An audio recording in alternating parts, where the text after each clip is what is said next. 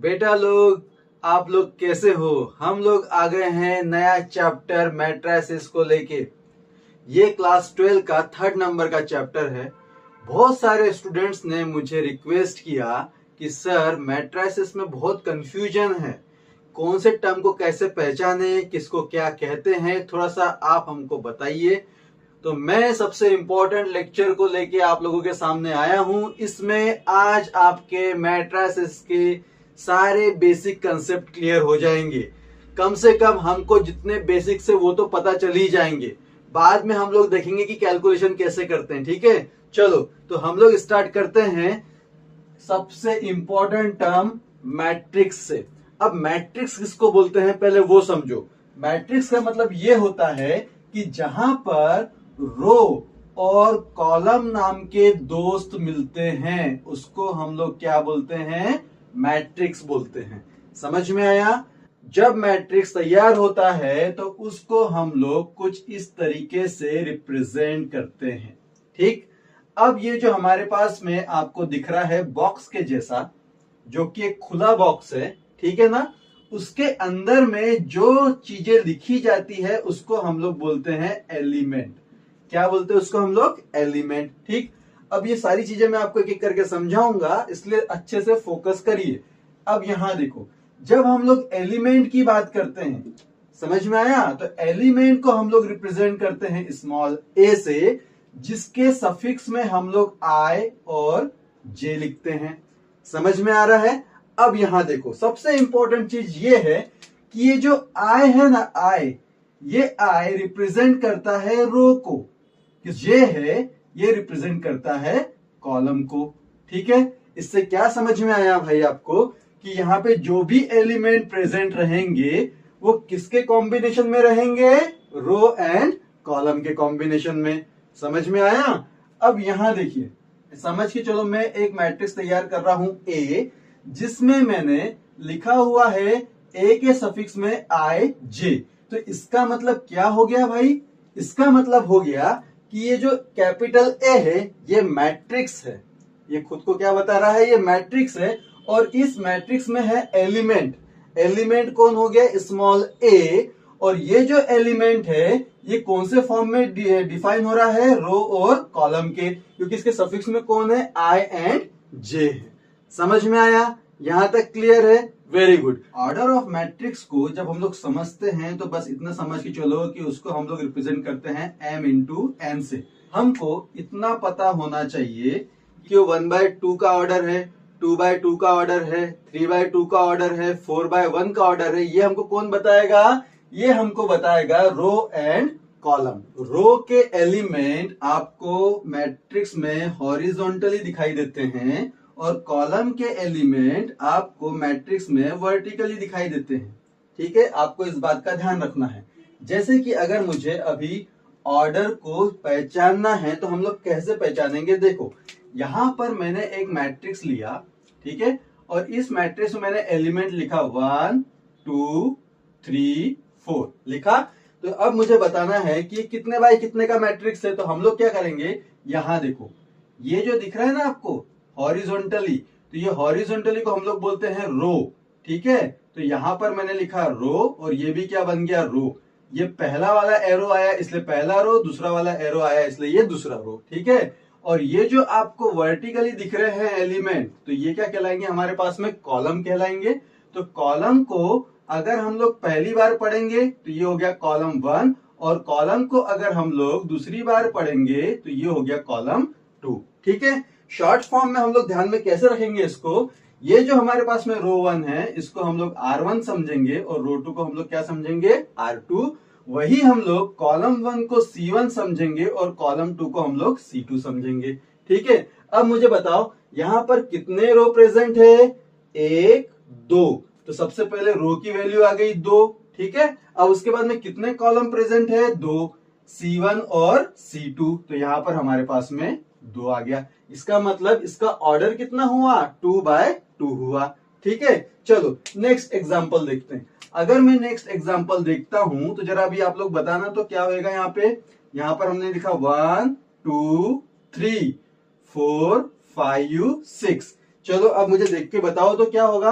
अगर मैं सबसे पहले रो देखता हूं, देखो ऐसे हॉरिजॉन्टली देखो, ये बन गया हमारे पास में पहला रो, ये हो गया हमारे पास में दूसरा रो, ये हो गया हमारे पास में तीसरा रो। यहां तक समझ में आया आपके? सेम चीज अब अगर मैं कॉलम की बात करूंगा तो देखो, ये हमारे पास में है पहला कॉलम, तो हम इसको बोलेंगे C1। ये हो गया हमारे पास में दूसरा कॉलम, तो इसको हम लोग क्या बोलेंगे? C2। अब मुझे इसका ऑर्डर देख के बताइए, और ऑर्डर हमेशा कौन से फॉर्म में रहेगा? रो इंटू कॉलम के। तो कितने रो है हमारे पास में? यहाँ पे 3 रो है, तो हमने यहाँ पे 3 लिख दिया। और कॉलम कितने हैं? 2 है, तो यहाँ पर हम लोगों ने 2 लिख दिया। समझ में आ रहा है? तो इसका ऑर्डर क्या बना? 3/2 बना। एक एग्जाम्पल और देखते हैं हम लोग भाई। यहां पर देखिए, अब मैं कुछ अलग तरीके से बना रहा हूं, ठीक है। यहां पर हम लोग क्या कर रहे हैं? 1 2 3 4 5 6 0 1 3। चलो बताओ तो इसको देख के, कितने रो है और कितने कॉलम है हमारे पास में? अगर हम लोग देखें तो ये एक रो हो गया, ये दूसरा रो हो गया, और ये हो गया हमारे पास में तीसरा रो। सेम चीज अगर मैं कॉलम की बात करूं तो ये हो गया पहला कॉलम, ये हो गया दूसरा कॉलम, और ये हो गया हमारे पास में तीसरा कॉलम। तो अब आप इसको देख के बताइए इसका ऑर्डर क्या हुआ? इसका ऑर्डर हुआ 3 रो है इसलिए मैंने यहाँ पे 3 लिखा, और 3 कॉलम है इसलिए मैंने अगेन यहाँ पर 3 लिखा। तो ये कितने बाय कितने का ऑर्डर हो गया? 3/3 का ऑर्डर हो गया। ये चीज समझ में आ रहा है आपको? Very good. अब एक और देखते हैं एग्जाम्पल हम लोग। यहां पर हम लोगों ने एक मैट्रिक्स बनाया, ठीक। अब मैट्रिक्स में अच्छे से देखना आप लोग, हाँ। 1 2 3 4 0 5 7 9, ठीक है। अब आप लोग इसको देख के बताइए कि इसका ऑर्डर क्या है। अगर आप लोग देखते हो तो यहां पर रो में ये हो गया पहला रो, हम इसको R1 दे देंगे। ये हो गया दूसरा रो, इसको हम लोग R2 दे देंगे। अब कॉलम बताइए कौन कौन से हैं? ये हो गया पहला कॉलम, इसको देंगे C1। ये हो गया दूसरा कॉलम, इसको दे देंगे C2। ये हो गया तीसरा कॉलम, इसको देंगे C3। और ये हो गया चौथा कॉलम, इसको देंगे C4। तो अब मुझे इसका ऑर्डर बताइए क्या बनेगा?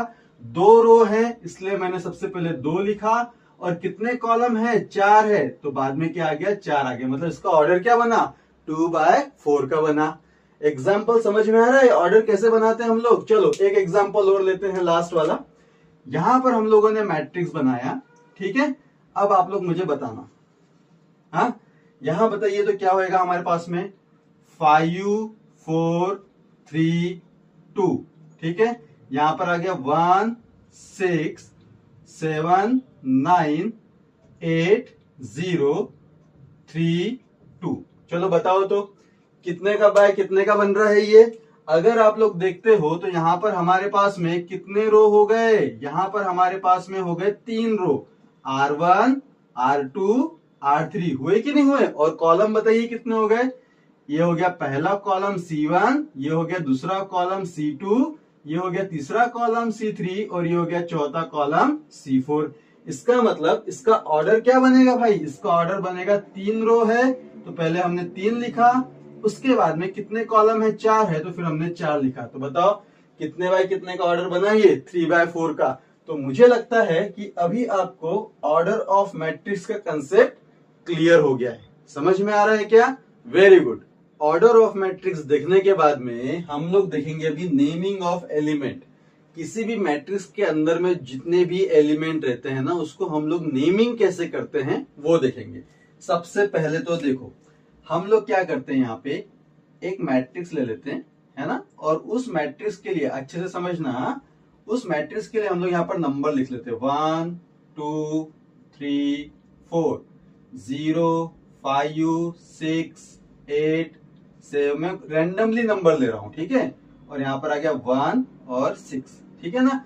अब यहाँ देखो ये मैट्रिक्स है और अंदर में एलिमेंट दिख रहे हैं आपको 1 2 3 4 0 6 7 1 5 8 9 6। ये क्या हो गया? एलिमेंट। मुझे इसकी नेमिंग करना है। मैंने एक बात क्या सीखी आज, कि अगर एलिमेंट में जो पहला नंबर आता है जिसको हम लोग आई बोलते हैं, वो किसको रिप्रेजेंट करता है? रो को, ठीक है। और सेम चीज बाद में जो आता है जे, वो जे किसको रिप्रेजेंट करता है? कॉलम को। ये तो मुझे समझ में आ गया। सेम कंसेप्ट हमको यहाँ पे लगानी है। एलिमेंट में कौन आएगा हमारे पास में? ए आएगा। यहां तक तो समझ में आया आपको। अब मुझे ये जो नेमिंग है, इस नेमिंग को मुझे इस ए के फॉर्म में लिखना है, लेकिन लिखते समय मुझे ये भी बताना है कि ये कौन से रो का है और कौन से कॉलम का है। ये हमारे पास में रो 1 हो गया, ये हो गया रो 2 और ये कौन हो गया रो 3। ठीक है, रो को हम लोग किससे रिप्रेजेंट कर रहे हैं? आई से। अगेन देखो आई से, अगेन देखो आई से, कंसेप्ट समझो। हाँ, पहला रो है इसलिए आई इक्वल्स टू फर्स्ट लिख देंगे हम लोग। ठीक है, दूसरा रो है तो आई इक्वल्स टू क्या लिख देंगे हम लोग? सेकंड लिख देंगे। और तीसरा रो है तो आई इक्वल्स टू क्या लिख देंगे हम लोग? 3 लिख देंगे। यहां तक समझ में आया? Very good. अब यहां देखो ये टर्म किसका है? कॉलम का दिख रहा है। ये हो गया पहला कॉलम, ये हो गया दूसरा कॉलम, ये हो गया तीसरा कॉलम और ये हो गया चौथा कॉलम। यहां तक क्लियर है? ठीक है, अब कॉलम को हम लोग रिप्रेजेंट किससे कर रहे हैं? जे से। तो पहला कॉलम है तो जे इक्वल्स टू हम लोग क्या लेंगे? 1। दूसरा कॉलम है तो जे इक्वल्स टू क्या लेंगे हम लोग? 2। तीसरा कॉलम है तो जे इक्वल्स टू क्या लेंगे हम लोग? 3। और चौथा कॉलम है तो जे इक्वल्स टू क्या लेंगे हम लोग? 4। ये चीज समझ में आई? Very good. और ये जो 1 2 3 4 दिख रहा है ना, इसके जगह पर हम लोग किसको दिखाने वाले हैं? ए को दिखाने वाले हैं। अब यहां पर सबसे ज्यादा फोकस करने वाली बात यह है कि जब हम लोग किसी भी चीज का नेमिंग करते हैं ना, तो नेमिंग करते समय पहले किसका जिक्र करेंगे हम लोग? रो का। और फिर किसका जिक्र करेंगे? कॉलम का। लेकिन उसमें भी आपको ध्यान में ये रखना है कि अगर मैंने पहले अगर रो को चुना तो मैं उस रो को तब तक लेके चलूंगा जब तक के सारे कॉलम खत्म नहीं हो जाते। समझ में आया? जैसे कि अगर आप लोग यहां पर देखते हो, मैंने यहां पर बनाया मैट्रिक्स। हाँ, अब अच्छे से समझो इसको। ठीक है, सबसे पहले तो यहां पर जरा एक चीज देखो तो 1 2 3 4 कितने एलिमेंट है? 4 है। तो मैं यहां पर क्या लिख रहा हूं? पहला एलिमेंट, दूसरा एलिमेंट, तीसरा एलिमेंट, चौथा एलिमेंट। यहां तक क्लियर है? सेम चीज। अब यहां देखो मैंने क्या कहा कि अगर मैं पहला रो ले रहा हूं तो पहला रो मैं तब तक चलाऊंगा जब तक के सारे कॉलम खत्म नहीं होते। तो मुझे बताओ, अगर मैं पहला रो चला रहा हूं यानी आई की वैल्यू क्या ले रहा हूं? 1। समझ में आया? क्योंकि मुझे कौन से फॉर्म में लिखना है इसको? मुझे लिखना है इसको इस फॉर्म में। क्लियर है? क्लियर है? चलो, तो यहां पर देखो, अब मैं i इक्वल्स टू 1 ले रहा हूं। तो यहां पर मुझे बताओ कॉलम कब तक चलेंगे? कॉलम तब तक चलेंगे जब तक मेरे पास में कॉलम की वैल्यू 4 नहीं आती, मतलब j इक्वल्स टू 4 नहीं आता। जरा इसको देख के बताओ तो क्या बनेगा हमारे पास में? अच्छे से देखो। हाँ, रो का क्या है? 1 है। मैंने 1 का सिलेक्शन किया, आ गया 1। Very good. अब कॉलम बताओ क्या है? पहला उसका 1 है। ये समझ में आया? इसकी नेमिंग बनी? बनी। उसके बाद देखो रो कब खत्म होगा? जब सारे कॉलम खत्म हो जाएंगे। तब तक देखो मेरे रो पर फिंगर है। ठीक है ना? अब यहां पर बताओ, पहला रो चल रहा है, मैंने यहां पर 1 लगाया, एक कॉलम हट चुका। अब दूसरे कॉलम पे आते हैं। बताओ दूसरा कॉलम कितना हमारे पास में? 2 है। तो यहां पर क्या लिख दोगे आप? 2 लिख दोगे। क्लियर है? फिर हम लोग आगे आते हैं। अब यहां पर देखो, यहां पर आई की वैल्यू क्या है? 1। रो चल रहा है हमारे पास में। अगेन हमारे पास में पहले ही रो चल रहा है। अब कॉलम शिफ्ट हुआ तीसरे पे, तो यहां पर हमारे पास में 3 आ गया। क्लियर है? उसके बाद देखो फर्स्ट रो चल ही रहा है, फर्स्ट रो चल रहा है, तो यहां पर हमने 1 लिखा। और उसके बाद में हम लोग शिफ्ट कहां पर हो गए? चौथे इस पे, तो चौथा कॉलम आ गया। तो अब अगर आप देख रहे होंगे नेमिंग, तो बताओ 1 2 3 4 के लिए क्या बना? बताओ तो A11 की वैल्यू 1 हो गई, A12 की वैल्यू 2 हो गई, A13 की वैल्यू 3 हो गई और A14 की वैल्यू 4 हो गई। यहां तक क्लियर है? Very good. तो अब अगर आप लोग देख रहे होंगे तो फर्स्ट रो के लिए चारों कॉलम खत्म हो गए, है ना? अब जैसे ही चारों कॉलम खत्म होंगे, रो जो है शिफ्ट होएगा सेकेंड नंबर के रो पे। ठीक, अब यहां पर देखो, जैसे ही मेरे पास में सेकेंड नंबर का रो आएगा, फिर से हम लोग यहां पर देख लेंगे कि भैया यहां पर कितने एलिमेंट है? 4 है। तो अगेन मैंने यहां पे 4 एलिमेंट लगा दिए। ठीक है ना? अब यहां पर देखो आप लोग, कौन से नंबर का रो शुरू हुआ? सेकेंड नंबर का। तो सेकेंड नंबर का रो शुरू हुआ, तो सेकेंड नंबर का रो कब तक चलेगा? जब तक कि सारे कॉलम खत्म नहीं हो जाते। तो सेकेंड नंबर के रो के लिए यहां पे देखो, पहला कॉलम है भाई। फिर सेकेंड नंबर के रो के लिए दूसरा कॉलम है भाई। फिर सेकेंड नंबर के रो के लिए तीसरा कॉलम हाँ है। और फिर सेकेंड नंबर के रो के लिए चौथा कॉलम है, तो हाँ है। यहां तक समझ में आया आपको? Very good. अब उसके बाद में जैसे ही हमारे पास में सेकेंड रो के लिए सारे कॉलम खत्म हो जाते हैं, हम लोग नेक्स्ट रो में आते हैं। और नेक्स्ट रो में आने के बाद फिर से मैं चेक करूंगा कितने एलिमेंट है? 4 है। अगेन मैंने यहाँ पे 4 एलिमेंट लिख दिए। ठीक है, अब यहां पर अभी आप लोग बताओ तो जरा क्या आएगा?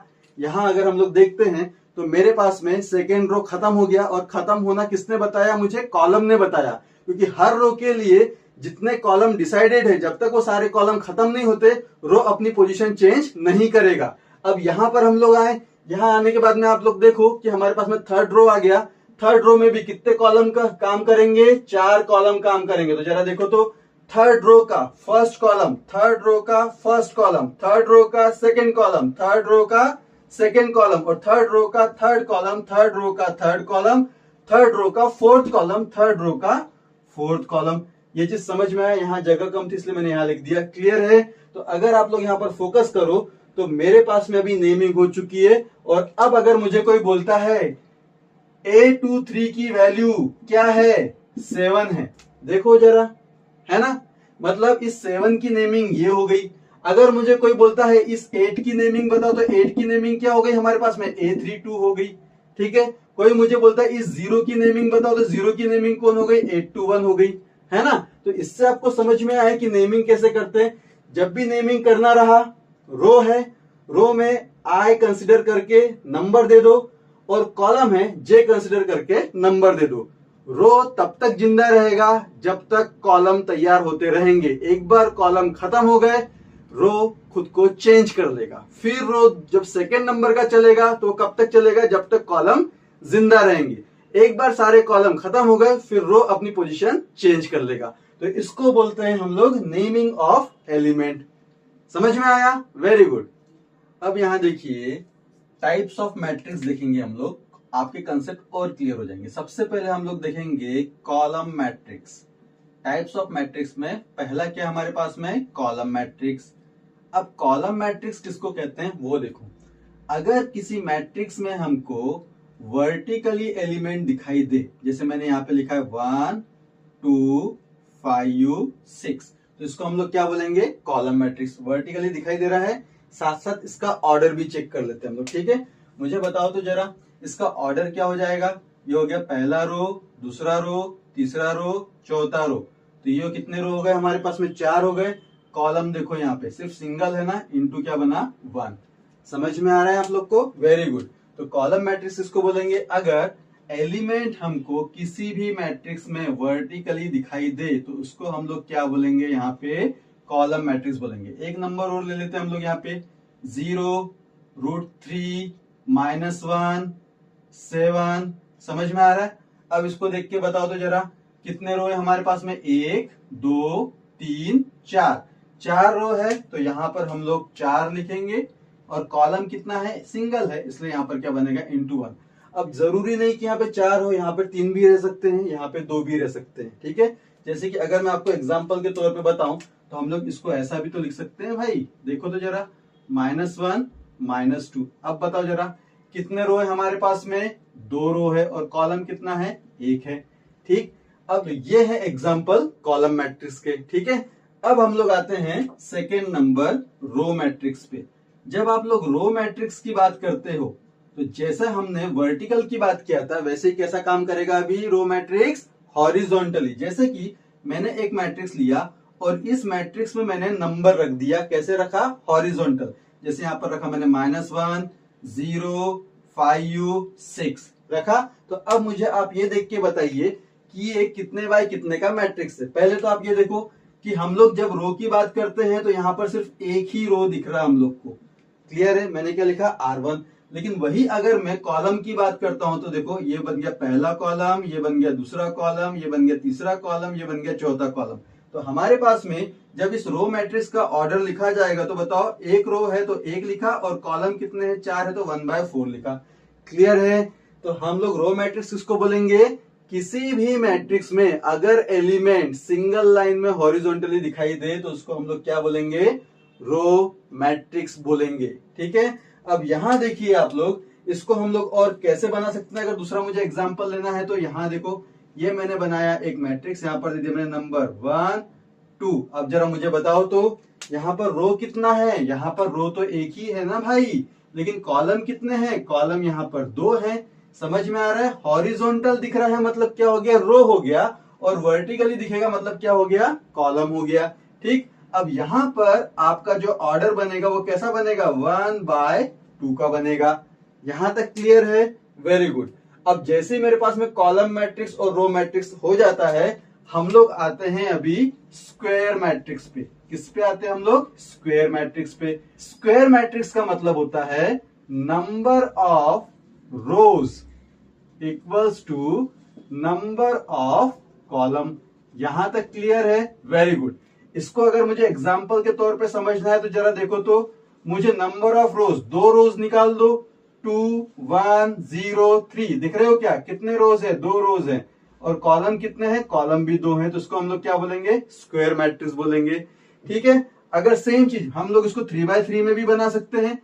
3x3 में कैसे बनाएंगे? देखो यहाँ पे, अगर मैं यहां पर लिखता हूं 0 -1 5 3 2 1 5 6 7, तो मुझे बताओ यहां पर कितने रो हो गए?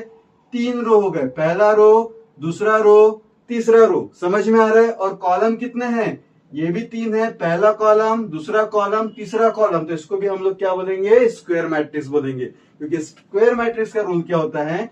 जितने रोज उतने कॉलम्स। समझ में आया? तो ये हो गए हमारे 3 पॉइंट। अब हम लोग चलते हैं नेक्स्ट पॉइंट की तरफ में।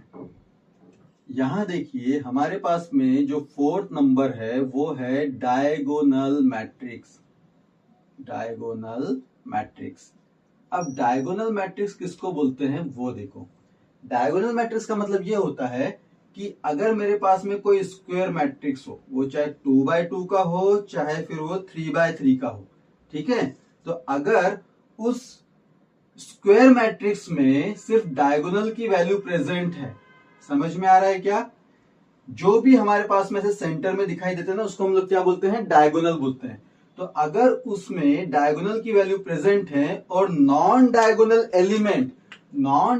एलिमेंट अगर 0 है, समझ में आ रहा है क्या? तो उसको हम लोग बोलते हैं डायगोनल मैट्रिक्स। एक बार फिर से समझो, डायगोनल मैट्रिक्स क्या होता है? कोई भी स्क्वायर मैट्रिक्स जिसमें नॉन डायगोनल एलिमेंट की वैल्यू क्या हो? 0 हो। सिंपल सा ध्यान में रखो। तो नॉन डायगोनल एलिमेंट की वैल्यू अगर मैं 0 कर देता हूं भाई, तो इसका मतलब हमारे पास में जो भी मैट्रिक्स दिखाई देगा वो कौन सा मैट्रिक्स रहेगा? Diagonal matrix. अब यहां देखो, यहां पर मैंने लिखा 4 5 6। दिख रहा है आपको?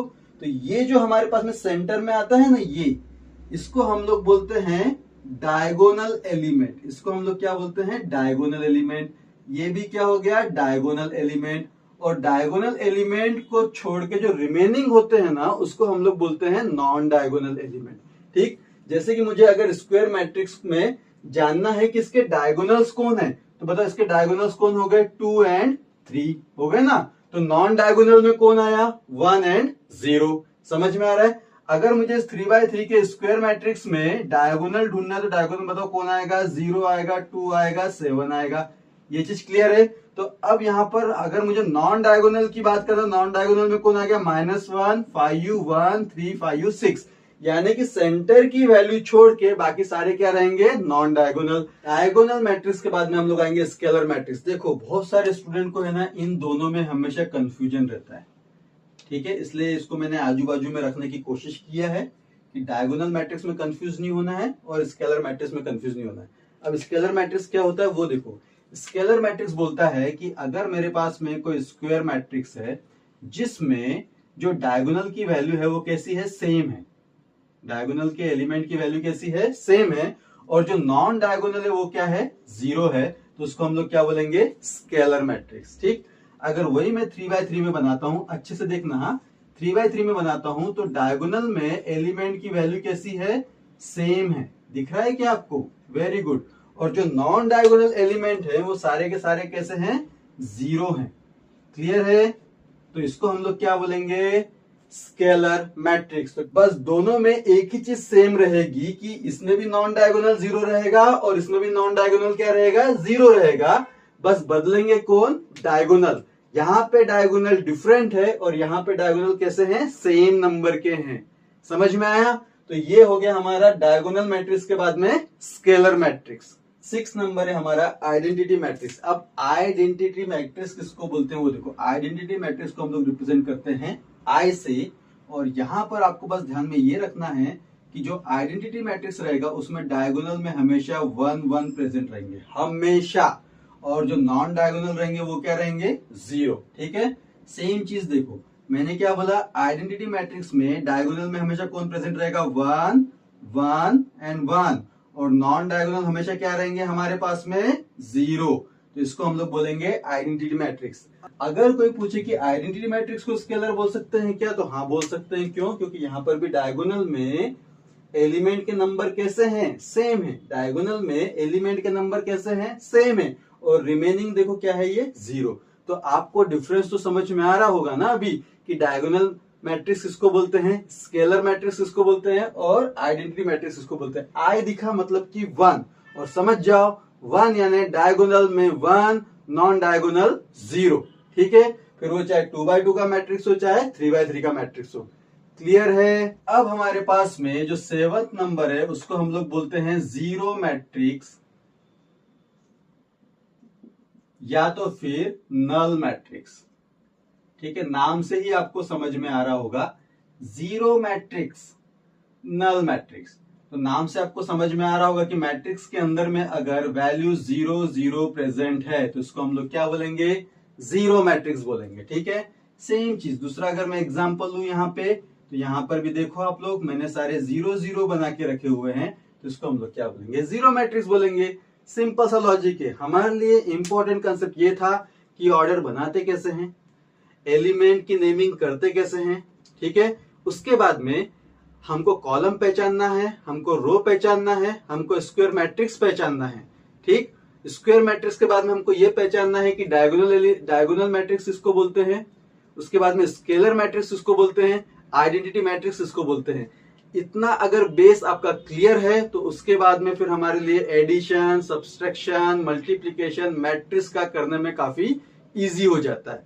तो पहले तो बच्चे लोग आप लोग ये करो कि कॉपी पेन लेके ये बेसिक चीजों की प्रैक्टिस करो। ठीक है, मैं जिस तरीके से आपको पढ़ा रहा हूं उस तरीके को अगर आपने मेंटेन रखा तो मैं प्रॉमिस करता हूं कि ये जो आप पढ़ रहे हो मेरे से ना, ये बहुत इजी हो जाएगा आपके लिए। आपको एग्जाम टाइम पे इतना दिमाग नहीं दौड़ाना पड़ेगा। ठीक है, तो आई होप आपको आज का लेक्चर समझ में आया होगा, और ये लेक्चर अगर आपको सही में लगता है कि आपको समझा है तो प्लीज चैनल को सब्सक्राइब करिए और अपने फ्रेंड सर्कल तक के इस लेक्चर को पहुंचाइए ताकि उनको भी ये मैथ्स का सब्जेक्ट इजी लगे। Thank you so much.